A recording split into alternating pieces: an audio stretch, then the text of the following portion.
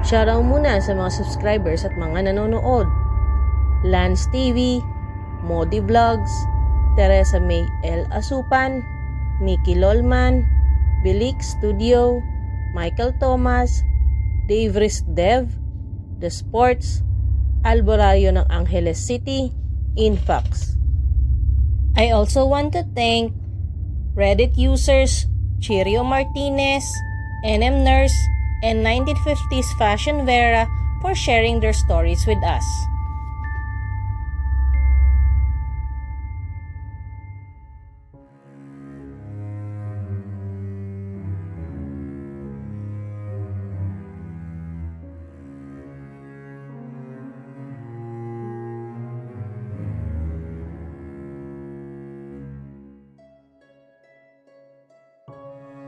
Ang La Llorona o ang Weeping Woman ay isa sa mga sikat na urban legends ng Latin America, particular sa Mexico, Central America at South America. Halos lahat ng bata sa kanila kilala si La Llorona dahil ito yung madalas na panakot ng mga magulang sa kanilang mga anak kapag nagiging matigas ang kanilang ulo. Pero may iilan ding mga taong nakaranas ng pagpaparamdam ng La Llorona, kaya siguro hindi mamatay-matay ang century-old urban legend na ito. Maraming version ng alamat ng La Llorona, pero ito yung basic.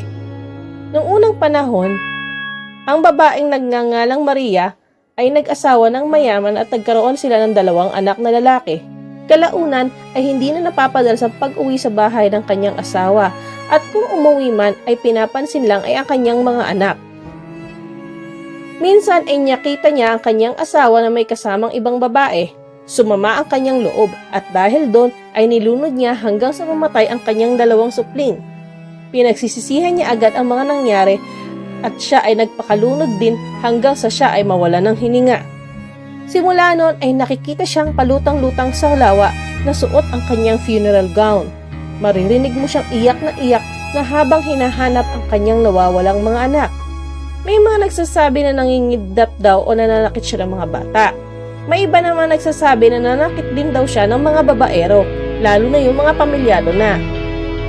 Pero maraming nagsasabi na kung ano man ang dahilan ng kanyang pagpaparamdam, once na daw na makarinig ka ng iyak ng La Llorona, ay tumakbo ka na lang at magtago sa isang safe na lugar. Ang mga kwentong inyong matutunghayan ay base sa mga personal experiences ng mga taong pinagparamdaman ng La Llorona. Sila po yung mga Reddit users na sina Chirio Martinez, NM Nurse, and 1950s Fashion Vera. Simulan natin ang mga kwento.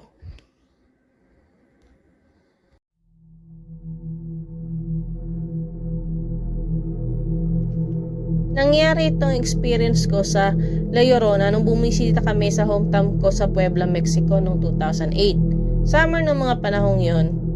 Ako at yung family ko nag-decide na magbakasyon at bisitahin namin yung mga kapamilya namin at kamag-anak namin sa Puebla. Since makakasama nga ako sa Marine Corps, syempre gusto ng mother ko na makita man lang sila kung sakali nga may masamang mangyari sa akin. Nung mga panahong yon, kasama ko pa yung girlfriend ko na nagdadalang tao, na naging asawa ko at naging ex-wife ko. Since buntis nga siya, ayoko namang iwan siyang mag-isa sa bahay. So binili ko rin siya ng ticket para makasama ko siya pagpunta sa makamag-anak namin. Yung girlfriend ko ay Caucasian. Blonde ang kanyang hair at kulay hazel ang kanyang mga mata. Kaya nung nasa bahay kami ng mga lola ko, naging mausisa yung mga kapitbahay. Kahit yung iba pa namin kamag-anak ay binisita kami dahil na-curious nga sila sa girlfriend ko. Pagkatapos naming batiin ng lahat, nagsimula na kami magkwentuhan at magkumustahan. Katabi ko lang yung girlfriend ko kaya tinatranslate ko lang sa kanya yung mga pinag-uusapan namin. Isa sa mga auntie ko nag-brought out ng topic tungkol sa La Llorona o yung Wailing Woman. Sinabihan agad siya ng mama ko na huwag magkukwento ng mga ganong bagay kasi nga magiging interesado ako. Tapos matatakot din naman ako. Pero pinilit ko pa rin ang auntie ko na magkwento. Magiging miyembro na nga ako ng Marines eh. Katatakutan ka pa ba yung silly urban legend na yan? Sinabi niya sa akin na tuwing matutulog siya sa bahay ng lola ko, which is kung nasaan kami ngayon, naririnig niya yung mga panaghoy ng La Llorona. Umikot naman ang mata ng aking ina kasi hindi siya naniniwala sa mga kwentong ganyan. Pabiro niya tinulak yung aunt ko para matigil na siya. Natapos yung pag-uusap namin paranormal kasi isa sa mga aunts ko nag-share ng something about sa kanyang anak. Since napansin ng girlfriend ko na naging serious kami saglit, tinanong niya kung ano yung napag-usapan namin. Kinuwento ko sa kanya yung mga kwento-kwento tungkol sa La Llorona. Siyempre natawa lang siya since hindi nga siya naniniwala sa mga ganong bagay-bagay. Nung gabing yun, nag-decide yung parents ko na hayaan kami magstay sa luma naming bahay kung saan ako lumaki kasi pareho na nga kaming adults at kailangan din namin ng sarili naming space. Yung lumang bahay ay inaayos pa lang, kaya wala pa siya talagang mga ilaw na gumagana at wala pang pintuan. So ang pinakapintuan lang niya na maayos ay yung papunta sa labasan, pero yung mga pintuan sa loob ay wala pa. Bago naman yung mga pintuan, although gawa siya sa flimsy metal, yung tipong may sumipa at sumuntok sa pintuan ay rinig na rinig dun sa buong bahay. Since hindi pa nga gumagana ang mga ilaw, ginamit namin ay kandila at saka flashlight as our light source. Natatandaan ko pa nung gumamit pa kami ng bedsheet para gawing takip dun sa pintuan para magkaroon kami ng privacy kahit kaming dalawa lang talaga dun sa bahay. Habang gumagabi na, nagkukwentuhan lang kami ng girlfriend ko hanggang sa nakatulog na kami pareho. Di ko natanda ko nung oras yon, pero parang may nagpagising sa akin eh. Napansin ko na kinuha pala ng girlfriend ko yung kumot ko, so subukan kong ibalik ulit yon. Nung nagtatalo yung isip ko kung sasaraduhin ko ba yung bintana o hindi sa parteng ulunan namin, may narinig akong mahabang panagoy ng isang babae.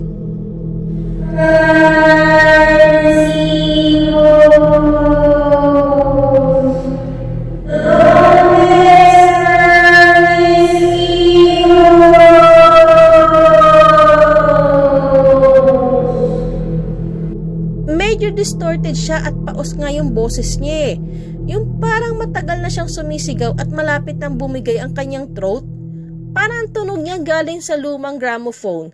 Di ko alam kung dahil paos siya, pero parang ang boses niya ay parang serang plaka lang na paulit-ulit eh. Naririnig ko yung mga salitang I miss hijos o ang ibig sabihin o aking mga anak. Yung panagoy na yun ang dahilan kung bakit kilalang kilala si La Llorona, hindi lang sa paranormal community pati na rin sa buong rural Mexico. Naalimpungatan na din ng girlfriend ko at eventually bumangon na rin siya. Di ko lang matanda kung ginising ko siya o hindi, pero anyway, magigising din naman siya sa mga ingay ng panaghoy eh. Nung time na yun, nakakaramdam ako ng excitement at takot. Yung panlalamig ng aking pakiramdam ang lalong nagpakaba sa akin. Lalong lumalakas ang kanyang mga sigaw na parang unti-unti na siyang lumalapit sa amin. Pero maraming kwento na kapag malakas daw ang kanyang boses, ibig sabihin malayo siya. Pero pag mahina, ibig sabihin malapit lang ang La Llorona. Tinanong ako ng girlfriend ko kung ano daw yung naririnig niyang maingay. Since ang nasa isip ko nga ay mga tita ko na tinatakot lang kami, ang sabi ko huwag muna siyang maingay. Nung narinig niya ang tono ng boses ko, alam na niya na there's something was wrong. Isa na namang malakas na panaghoy ang aming narinig, ngunit ito ay nanggagaling na sa loob ng bahay. Nanginig at nangiyak na sa takot ang girlfriend ko habang kami magkayakap. Sa lakas ng mga panaghoy, akala namin ay nanggagaling na yun sa labas ng bintana. Kaya ang ginawa ko ay tinakpan namin ang aming mga sarili ng kumot at hindi na gumalaw sa aming kinaroroonan. Humina na din ang boses ng La Llorona. Pero pagkatapos nun ay may narinig kaming dalawang aso na nag-aaway malapit sa aming pintuan. Meron kasing asong kali na naging ka-close yung girlfriend ko at yung asong yun ay hinayaan naming matulog sa labas ng bahay namin at nakabantay sa aming pintuan. Mga ilang minuto ding nag-away yung dalawang aso tapos tumigil na lang at wala na kami narinig. Sinubukan namin mag-intay kung iiyak uli ang La Llorona pero nakatulog na kami sa takot. Kinabukasan, lumabas kami ng bahay, pero wala na dun yung ligaw na aso eh. Ang andon na lang ay ang bakas ng pag-aaway ng mga aso sa may lupa.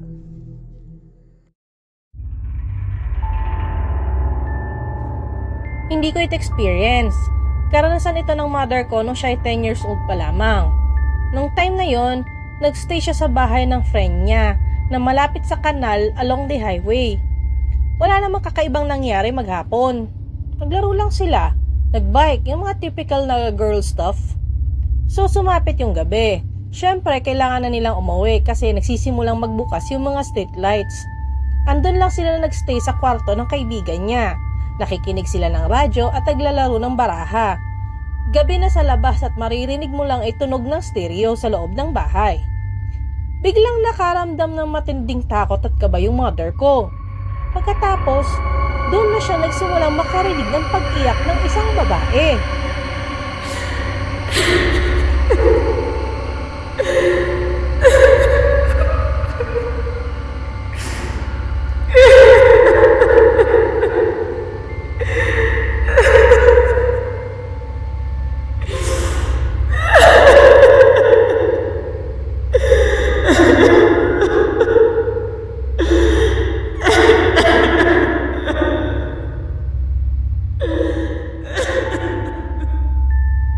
Narinig din ng iba niyang mga kasama pero binaliwala lang nila. Inisip lang nila na baka lasing na kapitbahay lang nila yung umiiyak. Kaya lang yung pag-iyak hindi pa rin tumikil.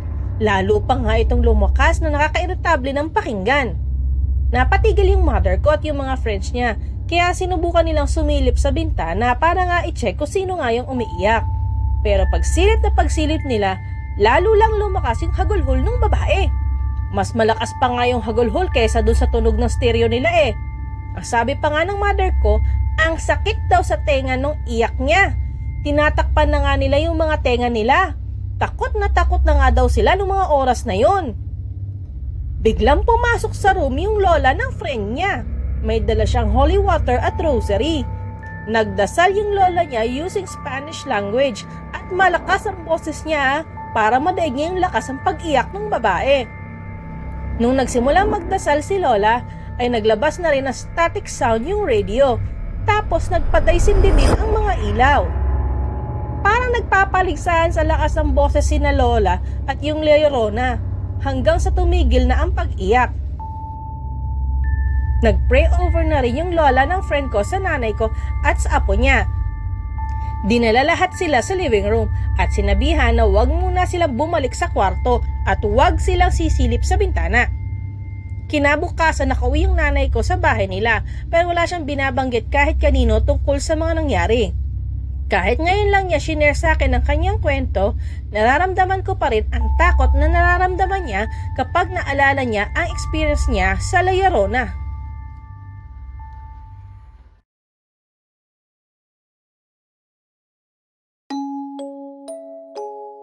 Recently lang, nag-camping kaming magkakaibigan. Itago na lang natin sila sa mga pangalang Charlie, Daniela, Cassie, Eric at saka Peter. Ang sabi sa amin ni Peter, pumili daw kami ng cabin na malapit sa ilog. Di ako pumayag kasi naniniwala ako na madalas mangyari ang mga paranormal activity sa lugar na malapit sa mga bodies of water, katulad ng lawa at ilog. Nung lumalim na yung gabi, naisipan na naming matulog. Pero biglang nagtaasan ng balahibo ko. Nakatulog naman ako kahit papano. Ang problema, nakarinig ako ng footsteps sa may kabina. Bumangon ako at nakita sina Cassie at Peter na nasa isang sulok. Ang sabi ni Cassie, may narinig daw siya na parang kumakanta. Naisip ko na malapit pa rin kami sa ilog at madalas nga nagpaparamdam doon ang La Llorona. Ang sabi ko, kalma lang at huwag na nilang pansinin. Pero napasigaw pa rin sila sa takot. Kaya nagising na rin sina Daniela, Charlie at Eric. Nagtanong si Daniela kung ba talaga nangyayari. Pero ang sabi ko, huwag siyang maingay. Tumahimik bigla. Tapos narinig na naman namin yung pagkanta ng isang babae sa labas. Sinabi ko kay Charlie na tumingin sa bintana pero tumanggi siya sa takot. Lahat kami ay nasa isang sulok lang ng room at takot na takot gumalaw man lang. Muntik na nga ako mapaihi sa pants ko eh. Dahil doon, nagka-phobia na ako sa ilog at ayoko na magstay sa kahit anong accommodation na malapit sa ilog. As in never na talaga.